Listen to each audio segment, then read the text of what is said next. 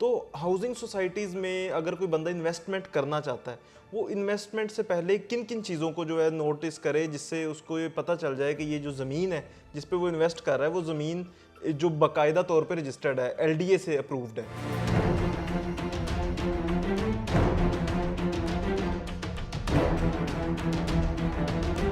Mortgage है जो उनमें ट्रांसफ़र किया है, वो सारा का सारी मालूमात एलडीए की उसमें वेबसाइट में है। अगर उसको नहीं मालूम, वो चला जाए एलडीए दफ्तर में।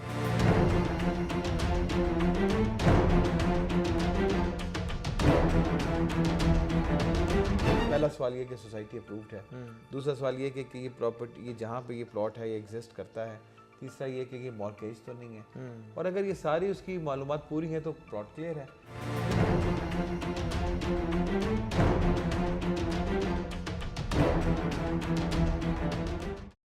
अस्सलामुअलैकुम नाज़रीन, मैं हूं ज़ोहेब हाशमी और आप देख रहे हैं इस वक्त PSB के डिजिटल। नाज़रीन, आज हमारे साथ जो मेहमान मौजूद हैं उनके तारुफ अगर करवाता चलूं तो जनाब advocate supreme court of Pakistan है, साबिक जो है प्रोसिक्यूटर नैब की तरफ से रहे हैं और उसके साथ इस वक्त जो है लीगल एडवाइज़र हैं LDA की जानिब से, सीनियर लीगल एडवाइज़र हैं। तो इनसे गुफ्तगू का आगाज़ करते हैं और LDA के कवानीन के हवाले से आज इनसे समझने की कोशिश करेंगे। LDA के कवानीन में क्या क्या अमेंडमेंट्स हुई और LDA के कवानीन जो हैं वो आम इंसान के लिए समझना क्यों इतना मुश्किल है, उस हवाले से भी इनसे बात करेंगे। तो जनाब के बारे में अगर ये भी इस हवाले से अगर मैं इनका तारुफ करवाता चलूँ कि इनकी जो एक किताब शाया हुई है LDA के कवानीन के हवाले से, तो उस हवाले से भी इनसे बात करेंगे। मेरे साथ आज मौजूद हैं साहिबजादा मुजफ्फर साहब, इनसे बातचीत का आगाज़ करते हैं। अस्सलाम वालेकुम। वालेकुम अस्सलाम। कैसे हैं सर आप? जी ठीक ठाक। अच्छा जी, पहले तो ये बताइएगा कि इतना तवील सफ़र और उसके साथ अब LDA के लीगल एडवाइज़र हैं, कैसे जो शब रोज़ गुजर रहे हैं आजकल? अच्छा, एक तो बड़ा शुक्रिया ज़ोहेब, आप तशरीफ़ लाए। देखें, मेरी जो बेसिक जो फील्ड थी ना, वो मैंने जब स्टार्ट किया प्रैक्टिस, तो बेसिकली वाइट कॉलर क्राइम को मैं देख रहा था और मैं कुदरती मुझे एक मौका भी मिल गया अल्लाह के फजल से कि मैंने नैब में काम किया 5 साल। तो ये जो क्राइम्स हैं, आपको पता है white colour crime is connected with the properties से रिलेटेड है। तो शायद अल्लाह ताला ने मेरे नसीब में लिखा था कि मैंने फिर LD में भी काम करना था। तो अल्लाह ताला के फजल से मैंने ये फिर नैब की नौकरी के बाद फिर मैं कुछ अर्सा बैंक ऑफ पंजाब में भी रहा लीगल एड, और उसमें भी मैं प्रॉपर्टी से रिलेटेड जो हमारी मॉर्गेज प्रॉपर्टीज़ होती थी उसकी जो एग्जीक्यूशन करवाना, उसको देखना कि टाइटल वगैरह ठीक है, तो उस पर देखता रहा। और अब मैं तकरीबन 2019 से मैं सीनियर लीगल एडवाइज़र LDA की खिदमत के साथ अंजाम दे रहा हूँ। अच्छा, तो LDA के हवाले से काम, LDA के सीनियर लीगल एडवाइज़र हैं, काम कर रहे हैं, उसके साथ साथ LDA के कवानीन पर किताब भी आपने लिखी, उस हवाले से ज़रा बताइए। बिल्कुल, ये बड़ा एक अच्छा क्वेश्चन है आपका, क्योंकि अक्सर मुझसे पूछा जाता है कि आपने ये जो कवानीन के ऊपर कंपाइलेशन की है, ये कवानीन जो थे ये आपके ज़हन में कैसे ये बात आई? तो वैसे तो मैंने इस किताब में ये अपना प्रीफेस में जो मेरी इंटेंशन थी वो भी मैंने लिखी, लेकिन मैं अब आपको, चूँकि आपके व्यूज़ उनको मैं बताता हूँ। 2019 में जब मैंने इख्तियार की LDA की नौकरी, तो मैं ये देखता था कि मैं हाई कोर्ट में जो जजेस हैं वो अक्सर पूछते थे कि ये कानून कहाँ है, सेक्शन किधर है, क्योंकि जो पिटीशंस आती थी तो वो हमें फिर ये होता था कि कुछ वकीलों के पास तो होती थी, वो नेट से डाउनलोड कर लेते थे। कुछ लॉयर्स जो है वो नहीं होते थे, फिर हमारे जो अपने वकील हैं हम उनको बताते थे कि सर ये इस कवानीन में ये क्लॉज है जिसके तहत ये पिटीशन जो है ये रेफ़र की जा सकती है, फलां अफसर को जा सकती है, मेंटेनेबल नहीं है रेट। और फिर हम बताते थे कि ये जो बोनाफाइडी कमीशन है, क्योंकि आज तक लोगों को इतना इल्म में भी नहीं था कि उसकी बोनाफाइडी कमीशन, अगर किसी की जायदाद जो है वो 25-30 साल बाद पता लगता है कि LD की तरफ से एक नोटिस आ जाता है, जनाब ये आपका जो इंतकाल है, जो आप जिससे आपने ख़रीदी थी वो कैंसिल हो गया, या उसका अवार्ड कैंसिल हो गया, या अवार्ड अमेंड हो गया। तो लिहाजा वो जो हमने आपको एग्जेम्पशन में प्लॉट दिया था आपके प्रीडेसेसर को जिससे आपने खरीदी है, वो कैंसिल हो गया था। तो उसको लिए तो वो ज़ाहिर है कि उसकी हार्ड एंड मनी होती है, उसके लिए तो एक सफ़ाई मातम ही बिल्कुल है पूरी फैमिली के लिए। तो उसके लिए एक फ़ोरम बनाया गया, 2013 में इसका क़याम किया गया, और उस फोरम का मकसद ही ये था कि आप ऐसे लोग जो बोनाफाइड परचेजर्स हैं उनको नुकसान ना। लेकिन इसके अलावा आप देखेंगे जो LDA का एक्ट है, इसमें जो तरमीम आई हैं 1975 में LDA का क्या हुआ आपको पता है, 75 से लेके आज तक वक्तन फ़वक्तन अमेंडमेंट्स आती रही इस कवानीन में, तो वो कहीं पे मिलती ही नहीं थी। तो उसके लिए फिर सबसे पहले तो हमने अपने चैप्टर को यही बनाया कि वो जो अमेंडमेंट्स आई हैं क्रोनोलॉजिकल ऑर्डर में, स्टार्टिंग फ्रॉम 1976 टिल 2024, हमने उसको क्रोनोलॉजिकल ऑर्डर के अंदर बनाया ताकि लोगों को मालूम हो कि ये अमेंडमेंट फलां वक्त पे आई थी, ये इससे कंसर्न थी, ये इस तरह के। और ये मैं बताऊँ, ये किताब सिर्फ वकीलों के लिए नहीं, ये तो हर इंसान के लिए बड़ी सूदमंद किताब है, because he will be aware of the laws के क्या मेरे पे जो कवानीन कौन से लागू होते हैं। और वो LDA को ये भी कह सकता है कि जनाब ये कानून में लिखा है, अगर कोई फ़र्ज़ करें मकान बना रहा है तो उसकी बिल्डिंग रेगुलेशंस हैं, और उस बिल्डिंग रेगुलेशंस में मैंने जो 2006 से लेके आज तक जो रेगुलेशंस हैं जिसको उसमें फॉलो करना है वो किताब की शक्ल में एक चैप्टर में दे दी है।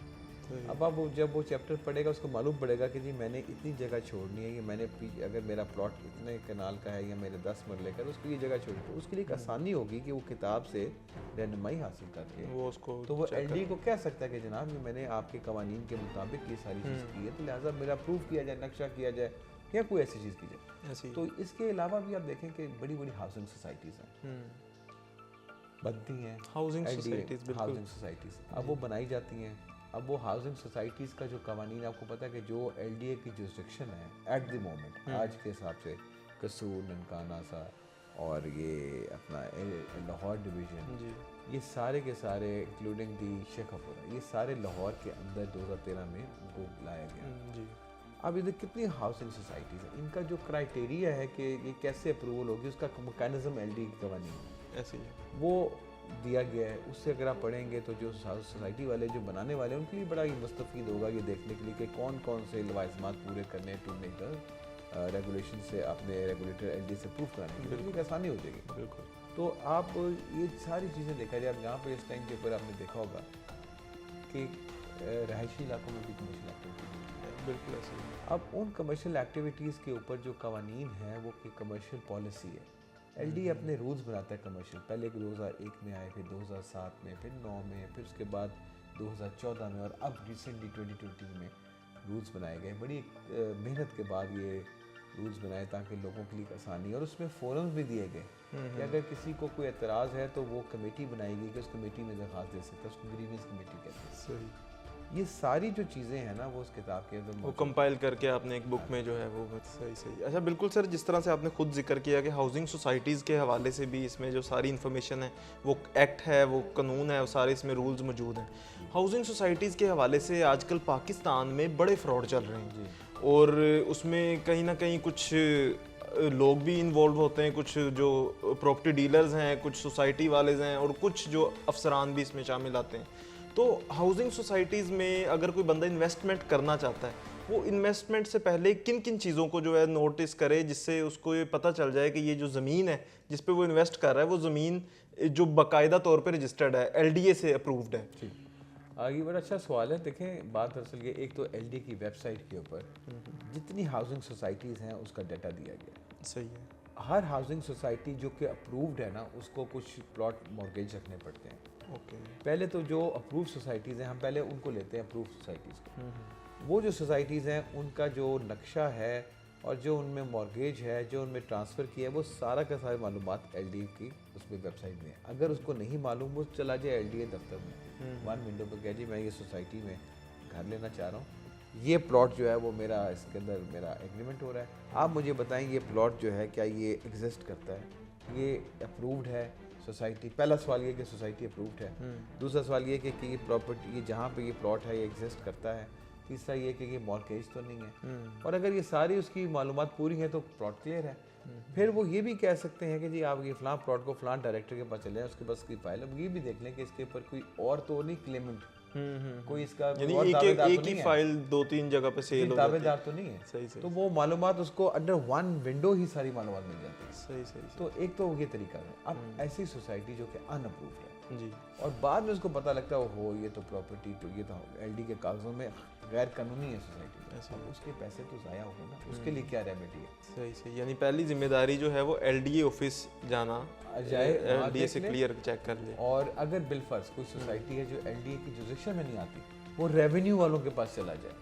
रेवेन्यू वाले भी इसको बता सकते हैं कि ये जो जायदाद है क्या ये सोसाइटी के अंदर कंसिडरेशन में है या किसी TMA में पड़ी है फॉर अप्रूवल या कहीं पे प्रोसेस हो रहा है इसका, वो भी इसको मालूमात दे सकते हैं। सही। तो मैं तो यही आपके तवज्जुह से, आपके जानिब से मैं यही कहूँगा लोगों को कि आपने, आपकी जिम्मेदारी पहले है ये आप बोनाफाइडी परचेज़र बनने के लिए आपको ज़रूरी है कि आप अपनी तौर पे इन्वेस्टिगेशन करें। अब इन्वेस्टिगेशन यही है कि जो इदारे उसके रेगुलेटर्स हैं, जिस तरह LDA है, कहीं भी पाकिस्तान में लेते हैं, फ़र्ज़ करें वो इस्लामाबाद ले रहे तो CDA है, कराची में ले रहे तो कराची डेवलपमेंट अथॉरिटी है, गुजरांवाला ले रहे तो गुजरांवाला डेवलपमेंट, इनके दफ्तरों में जाके उस सोसाइटी जो जहाँ पे वो है उसका पहले रिकॉर्ड चेक करें और फिर वो अपनी इन्वेस्टमेंट करें।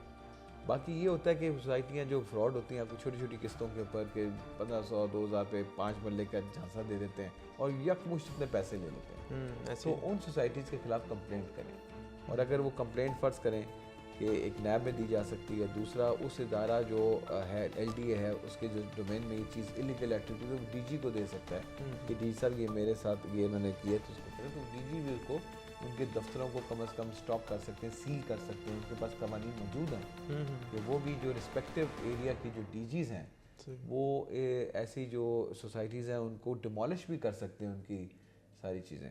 तो लेकिन ये सारी चीज़ें जो हैं बेसिकली जब आप ही जो इन इन्वेस्टिगेटर्स के या जो भी रिस्पॉन्सिबल होंगे इनके आँख और कान बनना पड़ेगा। आपको बताना पड़ेगा कि यहाँ पे गैर कानूनी काम है, कि मेरे से ज़्यादती हो गई, मुझसे इन्होंने पैसे ले लिए झांसा दे के, मेरे साथ फ्रॉड चीट कर दिया, तो यू हैव टू कंप्लेन।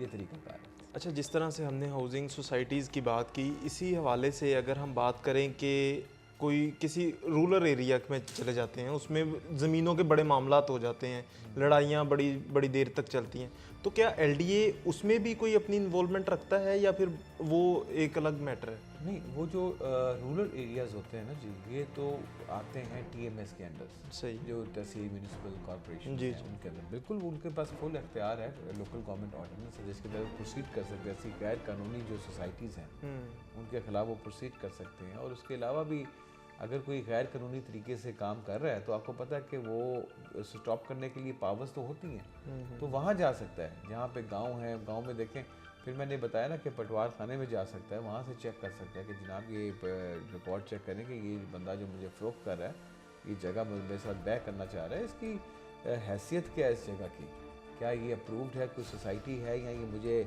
एक पर्सनली बेच रहा है, ये मुझे प्लॉट करके बेच रहा है, कैसे, ये सारे मालूमात तो उसको खुद जाके करने पड़ेंगे।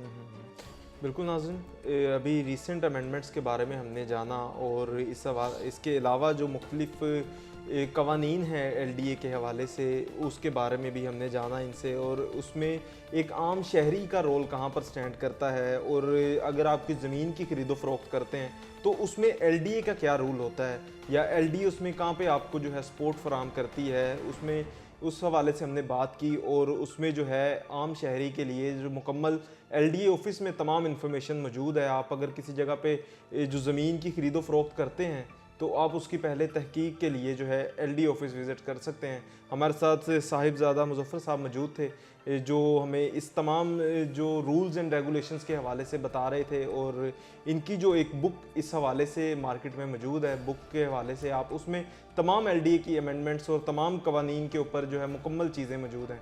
तो बड़ी इन्फॉर्मेटिव जो नशिस्त रही इनके साथ, और यकीनी तौर पे आपको भी बहुत कुछ सीखने को मिला होगा और आपके लिए बड़ा फ़ायदेमंद रहा होगा ये सेशन। इसी के साथ मुझे दें इजाज़त। अल्लाह निगहबान।